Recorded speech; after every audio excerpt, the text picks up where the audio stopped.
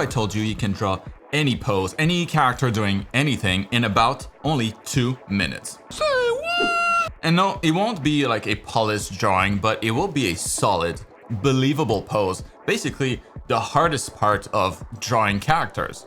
All done in about the same time it takes you to watch 2 YouTube shorts. Some call those gesture drawings, but I prefer quick reference drawing, and it's probably the highest value exercise in all of art. So in this video, I'll show you how to actually draw your pose references in 2 minutes, step by step, and also lay out the typical mistakes that art students make so that you can easily avoid them and level up your character drawings much faster. Let's get started.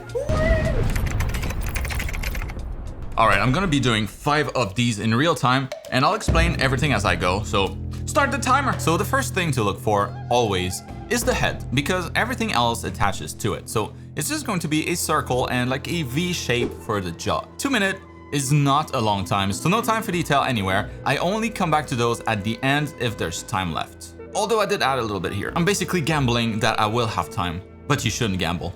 Now, once the head is down, the line of the spine is next, and it's one single curve that captures what the pose is doing, basically. And I draw it really light because it's not part of the final drawing, really. It's just there to hold everything together. Then I'll place the big masses on that line. So that's the ribcage and the pelvis, just simple ellipses at this point. And this is where your observation should really kick in. So look at how big they are compared to the heads and how they sit against it. With practice, you'll judge those distances faster and you'll be able to get a lot more done within your 2 minutes. Now we'll move on to the limbs, and at this stage, they're just lines or like simple curves, no volumes yet. Think of this whole thing so far as a glorified stick figure. And while I do this, I'm asking where the weight is, which leg is carrying the body. And only once you're done with your stick figure can you start to add more volume to those limbs. And I always save time for the hands and the feet. No time for detail here, just simple triangles are often enough, but don't skip them. The feet are what make the pose feel planted, so it's super important. And the hand will add a ton to the pose itself. And with the last few seconds I have, I'll reinforce a few lines and clean up the roughest parts. And well, that's the full 2 minutes. Gone. That was quick. Now notice what I did not do. I didn't draw any details, and I didn't really worry about anatomy much at all. It was all just proportions and the general pose, and that leads me to the first big mistake. So let's start the second one here with a new reference. Timer's going. Now, the #1 mistake I see my students do by far, because I drill this exercise into them all the time, is people copying the outline of the reference instead of building the pose, constructing the pose. Like just trying to copy the outline one-to-one. And I get why, right? It might feel natural at first, and the result can even look decent-ish, but you learn very little from doing that. Because your brain never had to understand how the body is put together. It's just copying a silhouette. What I'm doing here is very different. I'm not following the edge of the model, I'm building from the inside out. The head, the spine, the rough masses, lines for limbs, and then I add the meat on top. The reference is telling me what the pose is, but I'm the one constructing the body. And that difference is everything, because construction transfers to drawing from imagination, and outline copying just doesn't. Also, what I'm doing here isn't really gesture drawing. I'm not chasing the energy of the piece. I couldn't care less for that. I'm using this for 3 specific purposes. First is fine-tune my spatial observation, then practice construction, and also build a library of poses and proportions in my head. And for the time that it costs, it gives an unreasonable amount of XP. It's like a broken mechanic in a game that would get patched immediately, except nobody can patch this one. And if you look at the artist world map from a few weeks ago, I'll put the link down below if you want to check the video out. But this one exercise would hit all of these skills at once. It's seriously OP, so you should practice this stuff. Alright, where's my next pose? Okay, so while this one is running, I want to talk about the second mistake, which is going for details way too early. This is super common, like people will start rendering the face, or they'll get stuck on like parts of the muscles, start drawing the hair. Basically, the idea here is that you don't have time for none of that. With this exercise, details are basically the reward at the end. They're not the starting point.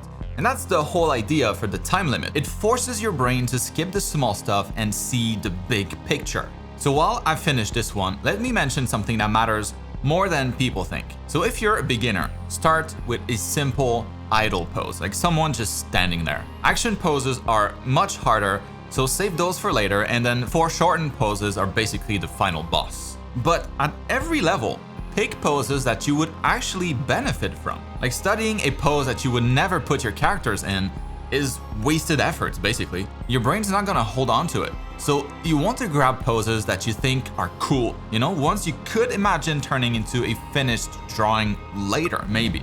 Those are the ones that stick, not that one. And if you want to get like really good at this stuff, not just quick poses, but the whole figure, anatomy, construction, everything you need to draw characters from imagination.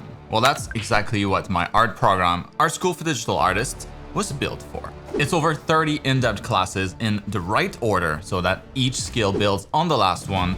You get lifetime access, all future updates for free, and a private Discord community full of artists working towards the same goal as you. And actually, we just passed 33,000 students, which is honestly crazy to me at this point. So to celebrate that milestone, the whole program is 33% off right now until the end of the month. So click the link down in the video description before it's gone. I don't want you to miss out on this. All right, with my shameless plug over, let's move on to the next pose. And this one's about the third mistake, which is drawing timidly. Watch my strokes here. They're pretty long, right? They're confident, and they go all the way through the body. What most people do instead is little, short, careful strokes.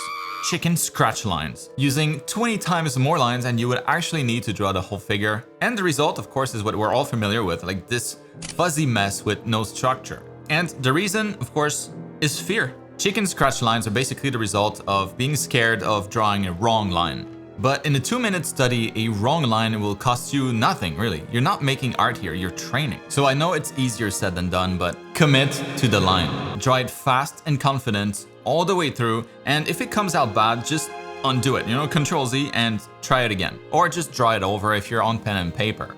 The goal is to capture the pose with as few lines as possible. That's the exercise. This way, each line carries more weight, and the fewer you use, the faster you get. And also, straight lines are faster and more accurate than curves, typically. So whenever the silhouette lets you get away with one, basically use it. You'll notice a lot of my forms ends up slightly angular for that reason, and that's by design. And maybe you're wondering about this app that I've been using here. It's something that I built with a developer over the last couple of months, and you can actually grab it from my store for a few bucks now. And art school students get special treatment, so I sent you a coupon for half off the whole price. I'll put the link to this below the art school link in the video description. You should check it out, but not before you watch the final pose. And here it is. And with this one, I want to show you what all of this is actually building towards, because this is the part that maybe is not so obvious at the beginning. So your quick reference drawing is not the artwork. Unlike gesture drawing, what we're working on here is the first step of every figure that you will ever draw. They're allowed to be ugly, right? It's like the sketch, basically.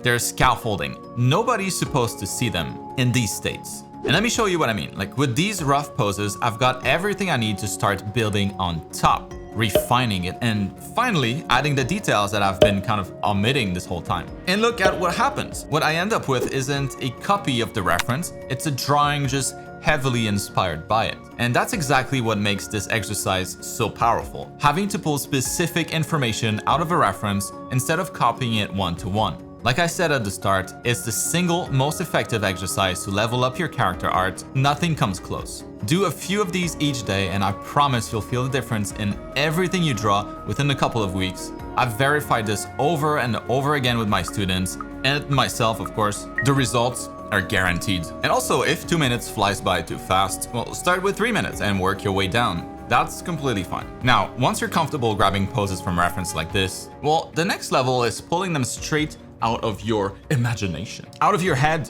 And well, I made a whole video on exactly that, how to draw any pose from imagination. So you'll want to watch that next. It'll be on screen right here in just a second. Click the link. I'll see you over there. Do it. Do it now.